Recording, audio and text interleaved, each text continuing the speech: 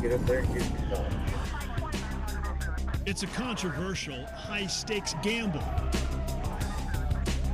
where highly trained state troopers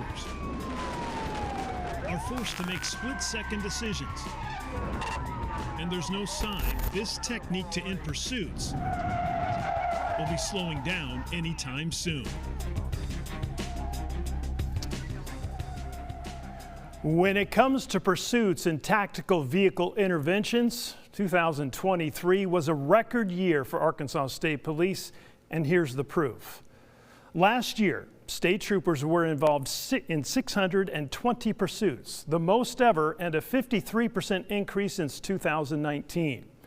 As for TVIs or PITs, the numbers are even more staggering.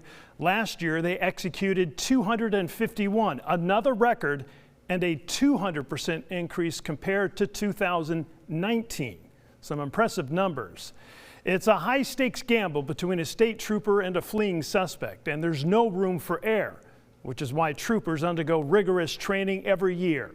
Tonight, I'm putting you in the front seat and showing you what factors must be considered and the risks involved when and if a trooper decides to end a pursuit. When a suspect decides to flee, state troopers are trained to stop it as quickly and safely as possible. Put your hands now! But before any trooper can engage and execute one of these, they must first pass a number of high-stress tests that are conducted here on the base of Camp Robinson in North Little Rock. We have a cone course, and most of the work, most of the driving skill is learned on that cone course, and there is a passing grade that they have to achieve a time. Colonel Mike Hager says once troopers pass this maze test, the stakes get higher and so does the speed.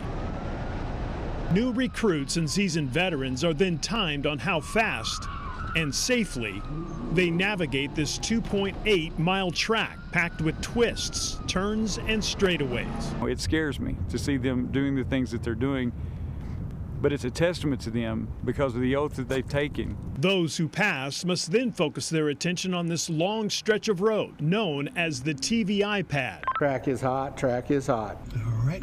This is where palms get sweaty, hearts beat faster, and the adrenaline kicks into overdrive.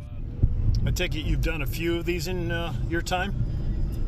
Not so much out here. Jackie Spear is a retired state trooper and has performed countless TVIs. See, I can cut corners, I'm the bad guy. I don't have to follow the law, I'm breaking it already. In this scenario, we're the bad guys and on the run. Before any TVI is executed, troopers must first consider a number of critical factors. They include the reason for the pursuit. Is it a simple traffic violation? Or is the suspect armed? The surrounding environment. Is it safe to perform a TVI? Are there kids or hostages inside the suspect's car? And how fast the suspect is going. Once they determine everything is safe, only then can they engage. They have full authority. They don't need the permission, so to speak, of a supervisor. As for us, our attempt to get away is about to come to a grinding halt.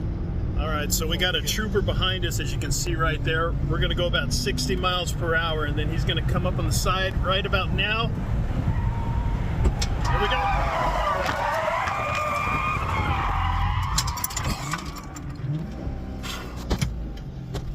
Wow. Unbelievable. And now the entire inside of the car smells like rubber. What an experience. To pass this test, a trooper must successfully perform more than a dozen TVIs every year. But performing them in real-life scenarios comes with risks. Most end with no one being hurt, but there are others that don't. Get up there and get him stopped. In this case, the suspect, who was traveling more than 100 miles per hour, was killed. The trooper injured and lucky to survive. We don't want to hurt anyone, but we're more concerned with the general public than we are someone that's knowingly, violating the law. It's a risky game, and the stakes are enormous. And for those who refuse to pull over, do not move. Do you understand me?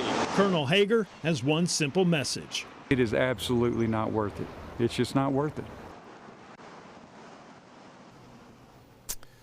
Of the 620 pursuits in 2023, troopers decided on their own to call it off 99 times because it was just too dangerous.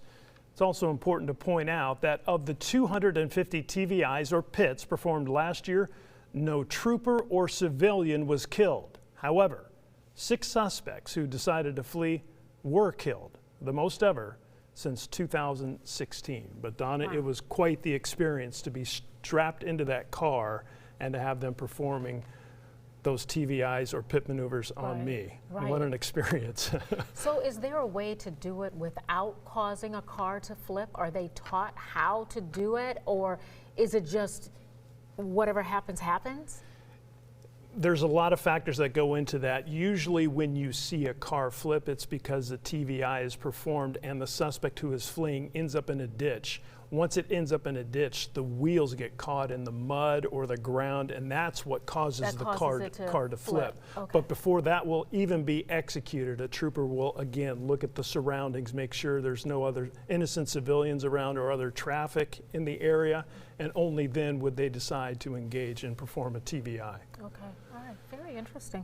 And it is controversial, and I can see why. I can see why, but I can also understand why in some cases it's necessary to get the suspect, if you will, to stop. They're trained to stop that pursuit as soon and as safely as possible. That is the motto.